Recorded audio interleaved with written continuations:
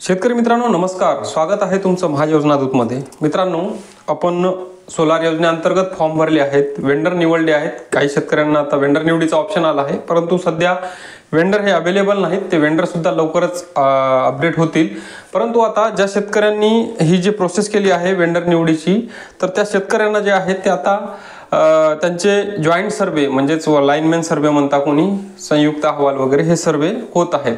पण भरपूर शेतकऱ्याच्या माध्यमातून कमेंट आल्या होत्या, काही शेतकऱ्याच्या माध्यमातून विचारल्या गेलं होतं की आमचा जो सर्वे आहे तो लाईनमॅननी सर्वे केला आणि 2 दिवसांना 3 दिवसांना तो सर्वे रिजेक्ट झाला। तर मग हे सर्वे नेमके रिजेक्ट का होत आहेत, तर हे सर्वे रिजेक्ट होऊ नयेत यासाठी तुम्हाला कोणती काळजी घ्यायची आहे आणि हे सर्वे रिजेक्ट झाल्याच्या नंतर पुढे नेमकं काय करायचं आहे, तीच माहिती जी आहे ते आजच्या आपण या व्हिडिओमधून पाहणार आहोत। तत्पूर्वी तुम्ही जर महायोजना दूतच्या चॅनलवर नवीन असाल तर चॅनलला सबस्क्राइब करा आणि शेजारी जे काही बेल नोटिफिकेशन बटन आहे त्याला सुद्धा तुम्ही प्रेस करा। बघा मित्रांनो, जॉइंट सर्वे कोणी म्हणतं लाईनमॅन सर्वे, वायरमॅन सर्वे हा वायरमॅन लाईनमॅन ॲपमधून केला जातो आणि यामध्ये 3 लोकांचा समावेश असतो। ते म्हणजेच एक म्हणजे पुरवठादार म्हणजेच तुम्ही निवडलेली कंपनी, दुसरा म्हणजेच मेन त्याच्यामधला जो असतो तो वायरमॅन आणि तिसरा जो असतो तो बेनिफिशरी म्हणजे लाभार्थी, ते आपण शेतकरी। या तिघांमध्ये तो सर्वे असा केला जातो। आता याच्यामध्ये काय आहे की तुमचा ज्यावेळेस सर्वे होतो, हा सर्वेमध्ये पाहिलं जातं की तुमच्या सातबारावर तुम्ही बोर मांडली होती का विहीर मांडली होती आणि तुम्ही फॉर्म मध्ये नेमकं काय मेन्शन केले, बोर, विहीर, आणि ते तुमच्याकडे तो स्त्रोत उपलब्ध आहे का, हे पहिला मुद्दा त्या ठिकाणी पाहिला जातो। दुसरी गोष्ट, तुमच्याकडं लाईट ST LT लाईनचे कुठून तार गेलेत का, वायर त्याच्या पोल वगैरे आहेत का, ह्या सगळ्या गोष्टी पाहिल्या जातात। पॅनल बसण्यासाठी जागा व्यवस्थित आहे का, आजूबाजूला झाडे वगैरे तर नाहीत, त्यानंतर तुमची विहीर किती खोल आहे, बोर किती खोल आहे, त्यासाठी वायर किती लागणार आहे, पाईप किती लागणार आहे, किती मीटरचा हेड त्या ठिकाणी टाकावं लागणार आहे, हे सगळ्या गोष्टी आहेत तर त्या जो काही सर्वे आहे त्या सर्वेमध्ये मेन्शन केल्या जातात, त्या ॲपमध्ये त्या मेन्शन केल्या जातात। आता याच्यामध्ये काय आहे की काही आणखीनही कारणं आहेत की त्याचे जे आहे ते रिजेक्ट होऊ शकतात सर्वे किंवा पुन्हा करायला लागू शकतात। आता याचं ऑफिशियल कारण जर सांगायचं जर झालं तर जो वायरमन आहे त्यांनी त्याच्या मोबाईल आहे त्याचं GPS लोकेशन ऑन करणं गरजेचं आहे। कधी काळी काय होतं की डायरेक्ट वायरमॅन येतात, लोकेशन ऑन करतात आणि त्या फॉर्ममध्ये माहिती, त्या ॲपमध्ये ती माहिती भरतात, परंतु त्यामध्ये काय होतं की त्या ॲप्लिकेशनमध्ये ते GPS ऑनच होत नाही। मग अशा वेळेस काय आहे की लाईनमॅन जो आहे वायरमॅन त्याला त्यांचं जे काही मोबाईल आहे फ्लाईट मोड करून फ्लाईट ऑन करणं गरजेचं आहे, त्यानंतरच ती माहिती त्यांनी भरायला हवी।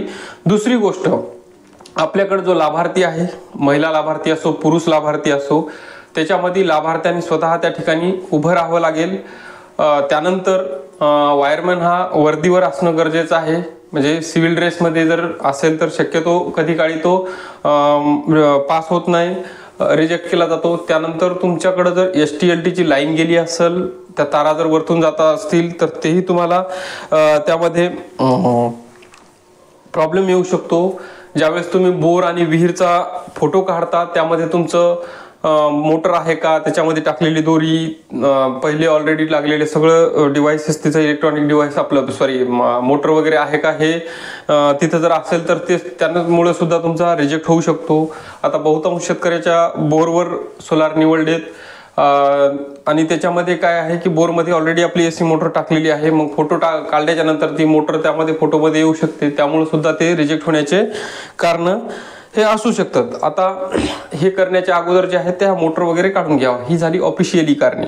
आता लाईनमॅनच्या वायरमॅनच्या मनात जर असेल तर तो कुठल्याही कारणास्तव तुमचं या सगळ्या कारणास्तव रिजेक्ट करू शकतो आणि त्याच्या जर मनात असेल तुमचं पासच करायचं तर तो मग ह्या सगळ्या गोष्टी असून सुद्धा पास करतो। लोकांच्या वरतून लाईन गेलेली आहे, शेजारी DP बसलेले आहेत, तरी त्यांच्या शेतामध्ये सोलार लागलेले आहेत, पण हे डिपेंड करते की तुमचे आणि त्याचे संबंध कसे आहेत, याच गोष्टीवर सगळं चालू आहे। पैसे दिल्याशिवाय कोणी ह्या गोष्टी करण झाले, हे भरपूर याच्यामध्ये अडचणी झालेल्या आहेत। तर मग ह्या सगळ्या गोष्टी आहेत, तर ह्या सगळ्या गोष्टीची तुम्ही अगोदरच त्या ठिकाणी काळजी घ्यायला हवी, जेणेकरून तुम्ही बोर विहीर मांडलेली आहे का, मग ते स्रोत त्या ठिकाणी उपलब्ध हवा. त्याच्यावर मग ज्यावेळेस तुम्ही सर्वे करताना ती मोटर वगैरे त्या फोटोमध्ये आली नाही पाहिजेत.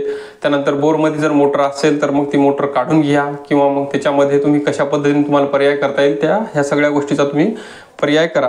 आणि जर एवढंही करून जर तुमचा सगळा रिजेक्ट झाला असेल तर जिल्हा लेवलला तुमच्यासाठी आता एक कर्मचारी त्यांनी दिलेला आहे की तुमच्या फॉर्म चेकिंगसाठी तुम्ही जिल्हा लेवलला महावितरणाचं ज्या ठिकाणी ऑफिस आहे त्या ठिकाणावर तुम्ही जाऊ शकता.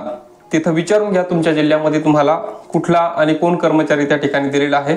तर त्या कर्मचाऱ्याशी तुम्ही बोलून घ्या नेमकं याचं कारण काय आहे, हे रिजेक्शनचं कारण काय आहे, हे कशामुळे होल्डओव्हर वगैरे आलेलं आहे. तर हे तुम्ही आता त्या ठिकाणी विचारू शकता. विचारल्यानंतर पुन्हा सर्वे करायचा तुम्हाला त्या ठिकाणी ऑप्शन येणार आहे.